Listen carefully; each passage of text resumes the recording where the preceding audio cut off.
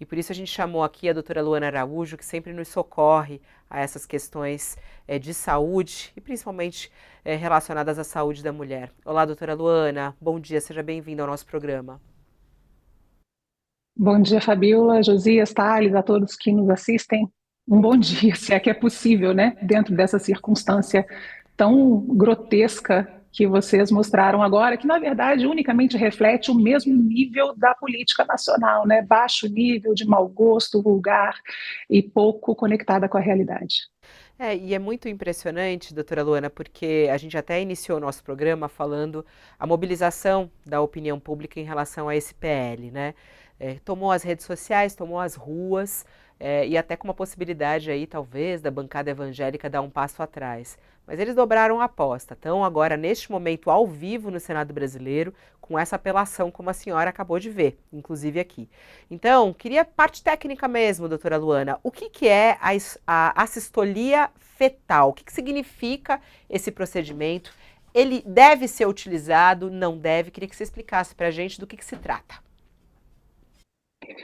Eu explico, Fabiola, mas eu queria antes dizer que o que está em pauta não é a sistolia fetal, vamos deixar isso bem claro, né? O que está em pauta é a visualização ou a forma de lidar com um problema que é um problema de saúde pública de uma maneira eleitoreira, baixa e mesquinha. Então, a questão não é a sistolia fetal, não é uma discussão técnica, como vocês mesmos colocaram. Nem é uma discussão a nível de vida real, porque esse é um procedimento que é o procedimento recomendado, inclusive, pela Organização Mundial da Saúde, para a interrupção da gestação acima de 22 semanas. Veja, ninguém, não é porque é possível que o procedimento de interrupção seja feito após 22 semanas que as pessoas vão lá fazer isso porque elas não têm mais nada para fazer, tá certo?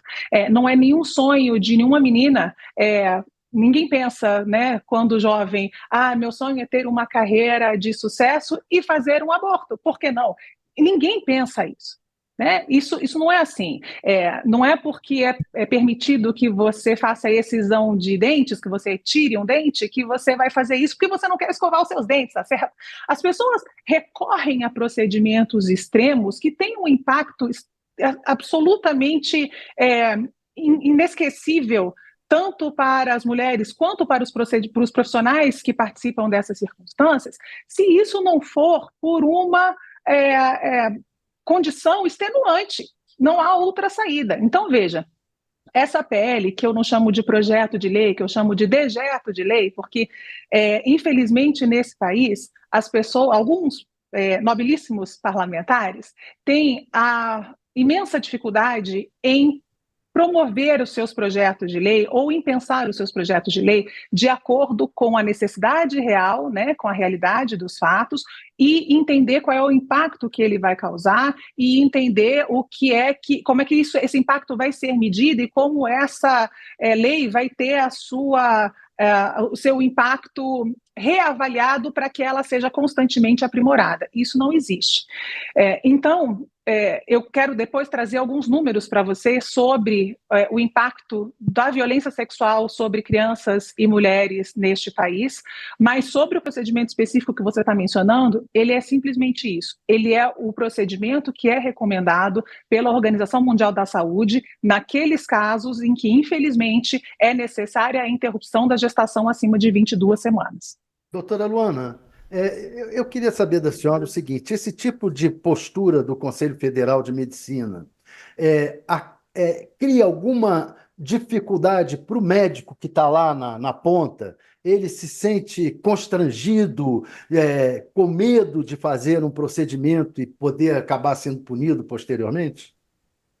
É claro, isso gera uma insegurança imensa para todos os envolvidos na cadeia de atendimento legal a essa mulher. Eu quero deixar isso claro. Esse é um atendimento legal. A gente está falando dos casos que são previstos por lei: estupro, anencefalia do feto ou risco de vida para a mãe.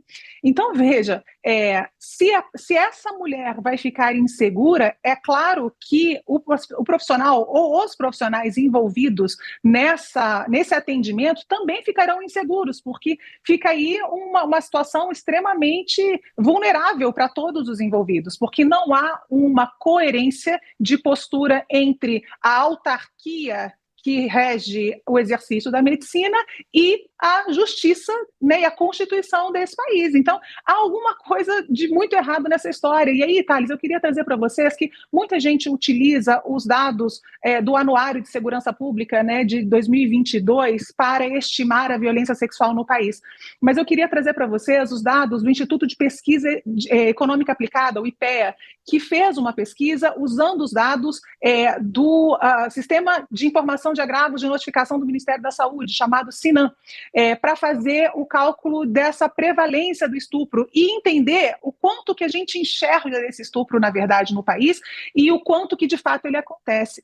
Os números do IPEA são absolutamente assustadores. A gente está falando de um número mínimo de vítimas no país, no ano de 2022, de 822 mil mulheres estupradas, o que significa 2 por minuto. E apenas 8,5% desses estupros chegam às autoridades policiais, apenas 4% ao sistema de saúde.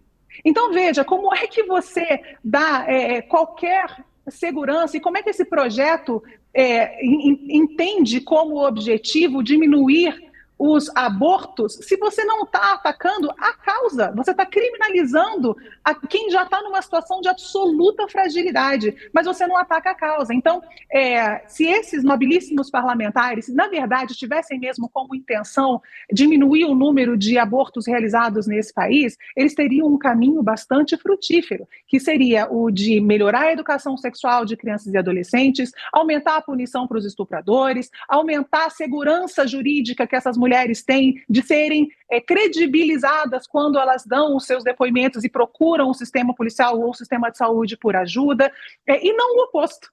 Então, isso me faz pensar, tecnicamente, qual é a intenção real desses deputados e senadores ao defenderem um projeto de lei ou um dejeto de lei que, na verdade, favorece estupradores e pedófilos, e não o contrário. Não há nenhuma razão para se prever que este projeto de lei teria por impacto diminuir o número de abortos. Veja, 96% das mulheres estupradas nesse país não têm acesso ao sistema de saúde. Vocês acham que esses estupros que resultam em gestações e que resultam em abortos são todos resolvidos no sistema de saúde? Esse projeto só vai aumentar o número de abortos feitos em clínicas clandestinas, vai aumentar o mercado irregular e ilegal de medicamentos abortivos, vai aumentar o número de casos que o SUS precisa atender, de procedimentos mal sucedidos. É isso que vai acontecer. E isso atinge especificamente a população mais pobre e a população negra desse país, porque aqui no Brasil, 46% das mulheres negras, mulheres negras têm uma probabilidade de 46% maior de fazer um aborto em todas as idades com relação às mulheres brancas. Então, não é uma questão de defender ou de discutir a assistolia fetal, não é nada disso. Então, eu pergunto aos nobres deputados e senadores qual de fato é a intenção. Eu gostaria muito de ter essa resposta. Luana, você é uma médica, você realçou bem que nós estamos tratando aqui de casos de interrupção de gravidez que estão previstos em lei. Anencefalia do feto, risco de vida para a mãe e gravidez decorrente de estupro, né? Evidentemente, temos várias questões médicas e jurídicas envolvidas, mas eu queria lhe fazer uma pergunta, até me animo a fazê-lo por conta da sua condição de médica, uma pergunta filosófica, né? Porque se o feto não pode se desenvolver por conta própria, se ele depende integralmente do corpo da mãe para se desenvolver, não lhe parece que há de ser dela, da mãe, essa decisão? Vamos levar a gravidez adiante ou não, né? Porque se for diferente disso, a mulher ela deixa de ter autonomia e vai virar um meio para a realização de propósitos, seja lá de quem for, do estuprador dela, do tio que violou a menor de idade no ambiente doméstico. Uma médica enxerga essa questão filosófica assim, que cabe à mulher, em última instância, tomar esta decisão? Josias, na verdade, nós já ocupamos esse papel trágico que você coloca, né? A partir do momento em que é de nossa única e exclusiva responsabilidade a contracepção. Isso já é um problema, tá certo? Quando a gente olha para essa circunstância, já é um problema. Eu não vejo nenhum deputado ou senador, por exemplo, propor como medida de combate a essa questão do estupro qualquer coisa que inclua o homem nessa discussão, porque nós não fazemos filhos sozinhos até esse momento, tá certo? Sobre essa questão da dominância da mulher sobre o próprio corpo, eu pessoalmente considero que sim, o corpo é nosso, é preciso que a gente tenha essa autonomia, são séculos e séculos sem ter essa autonomia, são décadas lutando pelo feminismo, a gente tem no Brasil há 80 anos esse direito garantido por lei de interromper a gestação nos casos de estupro, anencefalia, aliás, a anencefalia é um pouco mais recente, mas estupro em caso de risco de vida da mãe, né? O que acontece é que a decisão sobre este procedimento, veja, um depoimento pessoal, eu nunca fui estuprada. Eu nunca precisei fazer essa escolha. Mas nada neste mundo me dá o direito de tirar da mulher que passa por isso a decisão sobre o que será feito da vida dela. Ela pode ter a decisão, ela pode tomar a decisão de seguir adiante uma gestação, ninguém está obrigando ninguém a seguir adiante uma gestação, mas você não pode tirar, por qualquer circunstância, por qualquer costume, por qualquer pauta, por qualquer coisa que seja, o direito dessa mulher de não ser revitimizada diariamente para o resto da vida dela. Fala-se sobre estupro e sobre aborto, melhor dizendo, como se esse fosse um procedimento corriqueiro, como se não deixasse marcas profundas nessa pessoa, como se não impactasse saúde mental, como se não impactasse a socialização dessa mulher, como ela é vista dentro da família. Fala-se disso como um distanciamento da vida real que além de precário, é de uma crueldade inimaginável. Então, ver essa crueldade ser levada a níveis tão vulgares em pleno Senado Nacional por homens, isso é uma coisa quase que fictícia. É muito trágico esse tipo de coisa, Josias. Então, eu acho que essa é uma decisão que é da mulher, e seja ela qual for, tá certo? Seja ela de levar adiante porque ela tem outras crenças ou ela tem o que quer que seja que ela decida fazer isso, mas ela não pode ser retirado dela, por quem quer que seja, o direito a não ser violentada mais uma vez enquanto dura esse processo e para o resto da vida dela. Doutora Luana, eu te ouvindo, né, eu vejo assim, a gente já esgotou todas as palavras, né, é nojento, é absurdo, é escandaloso, é insano, sei lá, assim, todas as palavras, né, mas não adianta, né, nós mulheres, a gente fala, não dá para esse bando de macho ficar defendendo o que eles querem nos nossos corpos, né, é realmente algo absurdo e lamentável. Agora, um outro ponto que eu queria trazer aqui é em relação aos profissionais da saúde. No vídeo que a gente tocou agora há pouco, que foi publicado durante a madrugada pelo relator do projeto, Sóstenes Cavalcante, no qual ele defende o projeto de lei dele, ele foca agora nos agentes de saúde e diz que o foco do projeto é criminalizar os agentes de saúde. Vamos ouvir esse trecho. Ora, se tiverem honestidade intelectual e ler de verdade o PL, vão ver que lá tem e ler de verdade o PL, verão que lá tem um parágrafo único que a mulher poderá, inclusive, ser inocentada. Quem nós queremos punir de verdade são agentes de saúde que estudaram para defender a vida do bebê no feto, que vão lá para assassinar cruelmente esses bebês com uma injeção no coração, a fim de dar a este bebê a morte mais cruel que existe, que é com infarto fulminante. Parem de mentir sobre o PL 1904 e vamos falar a verdade a todos os brasileiros. Como profissional da saúde, queria te dar o direito de resposta, no qual ele fala que vocês, profissionais da saúde, são o alvo do projeto dele e quer colocar esses profissionais da saúde na cadeia, que é o objetivo dele. É muito interessante ouvir essas palavras, né? Honestidade intelectual. Eu acho incrível. E agradeço imensamente a benevolência do querido deputado ao dizer que nós mulheres poderíamos até ser inocentadas. Olha que benevolência, né? Uma coisa que realmente é encantadora, eu diria que é encantadora. Antes de responder a sua pergunta, eu gostaria de saber, na verdade, pode ser total ignorância minha, mas qual seria exatamente o outro projeto de lei pelo qual o deputado é conhecido? Vocês sabem, não? Sabem me dizer qual é a produção dele enquanto deputado? Se tem algum Não, outro o projeto. silêncio é eloquente. Não Pipe. é muito interessante isso. Mas, enfim, sobre a criminalização do profissional de saúde, o nobre deputado também se esquece de que a mulher é paciente, né? A mulher também é paciente. Então, quando nós atendemos as mulheres em casos previstos por lei, e aí vamos lá para a honestidade intelectual, tá certo? Isso não pode ser nem negado à mulher, nem imputado ao profissional de saúde. Agora, é claro, né, há toda uma jogada, porque isso de novo, uma tentativa de controle sobre o corpo feminino, que também não vem à toa, né? Vem na esteira de uma eleição em outubro, né? Eleições municipais que precisa se mobilizar essas bases eleitoreiras.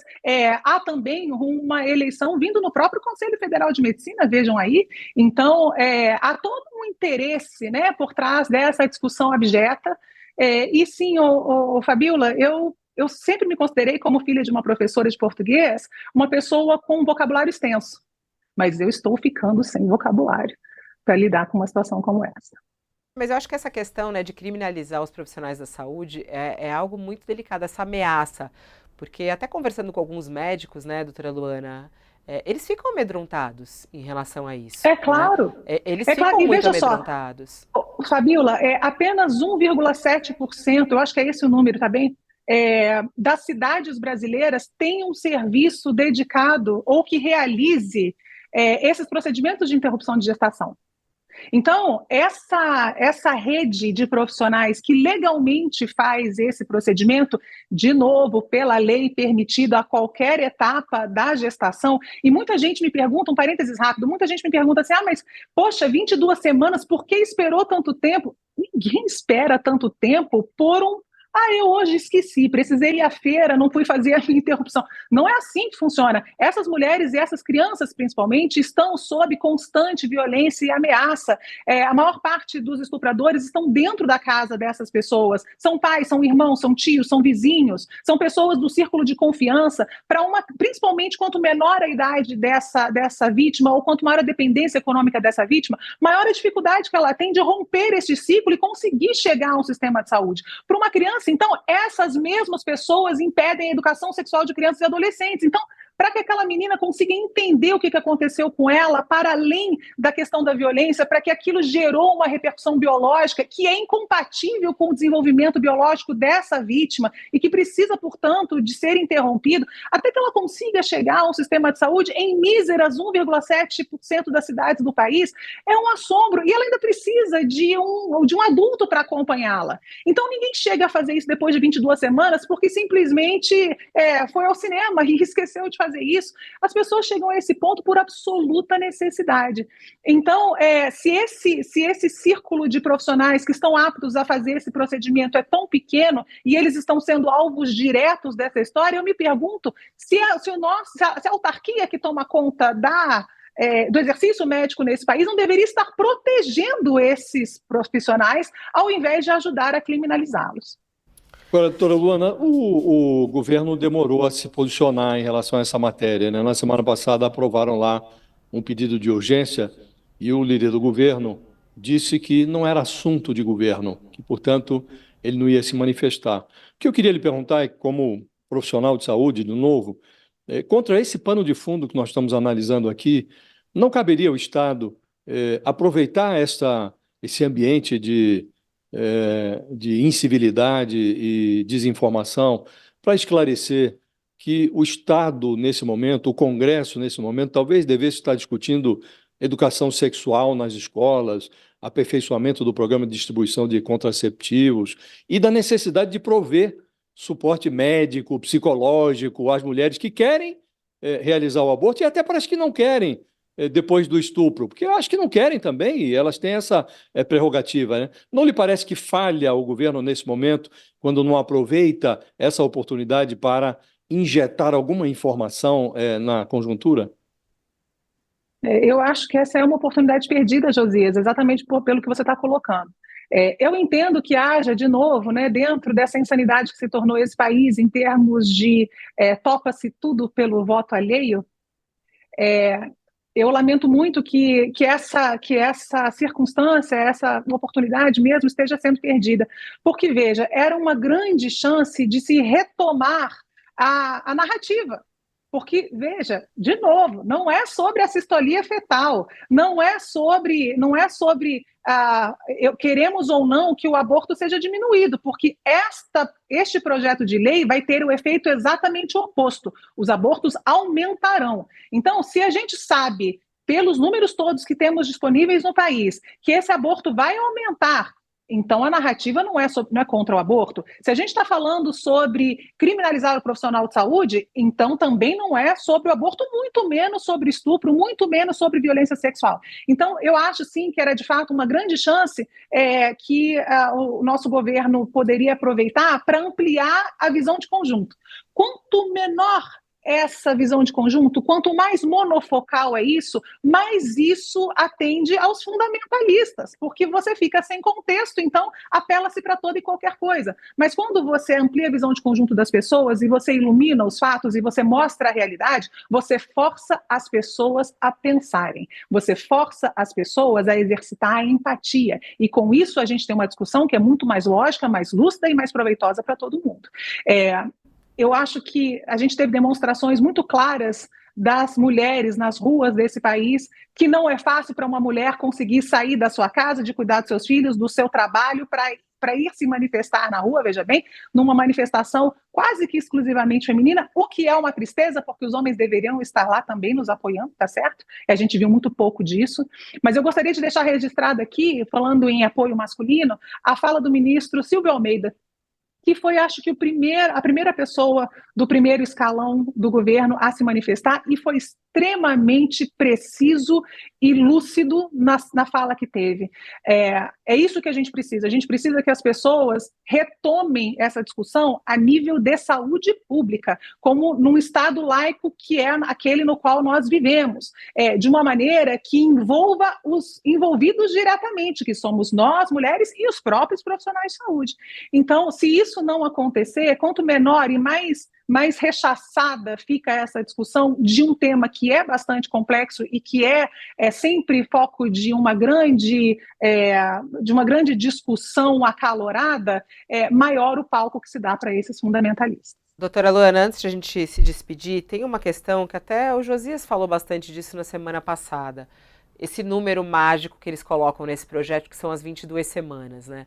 Quando a gente vai pesquisar pelo mundo afora, a gente vê que a questão das semanas de gravidez é ali um teto, né, para alguns países que permitem o aborto após isso, depois disso. Queria saber do ponto de vista médico e da ciência, doutora Luana, o que significa as 22 semanas? Por exemplo, a gente tem países como o Canadá, entre outros também, que não colocam limite de tempo de semanas diante até disso que, né, você estava contando aqui pra gente sobre a violência contra a mulher e tudo o que acontece. Do ponto de vista da ciência, o que tem a ver 22 semanas? Por que esse limite? Por que essa régua? Não há biologicamente nada que determine que esse número é um número mágico. Aliás, determine que esse número é um número real. Ele é um número mágico, ele é um número arbitrariamente decidido. E aí, veja, você pode pegar números arbitrariamente escolhidos e justificá-los de qualquer forma. É isso que essas pessoas fazem. O Canadá não dá essa restrição, a França não faz essa restrição. Pela nossa própria lei, a vida da mulher está à frente, né, daquilo que ela gera naquele momento por diversas razões. Então, é muito ruim quando a gente coloca isso em termos que não são definidos, porque aí a gente vai chegar num ponto, Fabiola, que é o ponto de quando começa a vida, e aí começa a discussão religiosa, a discussão filosófica, a discussão biológica, são todas visões de um problema de uma questão que não resolvem o problema. Então, a nossa resolução do problema quer acabar com o aborto ou quer diminuir o número de abortos, trabalhe para diminuir a violência que gera as gestações indesejadas que vão levar ao aborto, né, no final das contas. Ou trabalhe para melhorar a educação sexual e o acesso das mulheres ao sistema de saúde para que elas consigam ter o domínio sobre a sua concepção, que é a única, né, teoricamente, a única coisa que a gente tem, e aí a gente consegue diminuir o número de gravidezes indesejadas. Esse é o caminho para diminuir o número de abortos. Não é essa hipocrisia, essa vergonha, essa baixeza de achar que se pode dispor do corpo feminino como se quer. E pior, veja, essas pessoas estão fazendo isso como moeda de troca numa disputa mesquinha política. É isso. Não é nem sobre, de fato, o feto, não é sobre a mulher, não é sobre o profissional de saúde. Toda essa movimentação acontece como um picadeiro, um grande picadeiro, mas que usa a saúde feminina, o direito à vida e o direito à morte dessa mulher, até de escolher como isso vai acontecer com ela, como moeda de troca política. Então, isso é uma vergonha, isso é um sinal claro do nosso subdesenvolvimento moral, que é pior do que o socioeconômico, porque o moral leva muito mais tempo para a gente conseguir resolver. Muito bom, subdesenvolvimento moral. E é sobre isso, né? Ninguém é a favor, ninguém quer ali, vou ali fazer um aborto e já volto. Não é sobre isso, gente. Ninguém quer fazer um aborto, pelo amor de Deus, não é sobre isso. É sobre o direito de uma mulher que foi vítima, direito de uma mulher que não tem condição de seguir adiante com aquela gravidez. Né? Parem de decidir sobre os corpos das mulheres. Doutora Luana Araújo, sempre uma honra tê-la aqui, nossa audiência que vibra com a sua presença sempre, fala maravilhosa, um beijo. Até uma próxima, doutora Luana. Eu que agradeço a oportunidade sempre, Fabiola, e ecoo as palavras da convidada anterior, né? É sempre um oásis de lucidez participar aqui com vocês dessas discussões. Muito obrigada por abrir esse espaço, fico muito feliz de participar e estou sempre à disposição de vocês. Um beijo grande. Um beijo, muito obrigada. Obrigado. Sempre bom ter uma profissional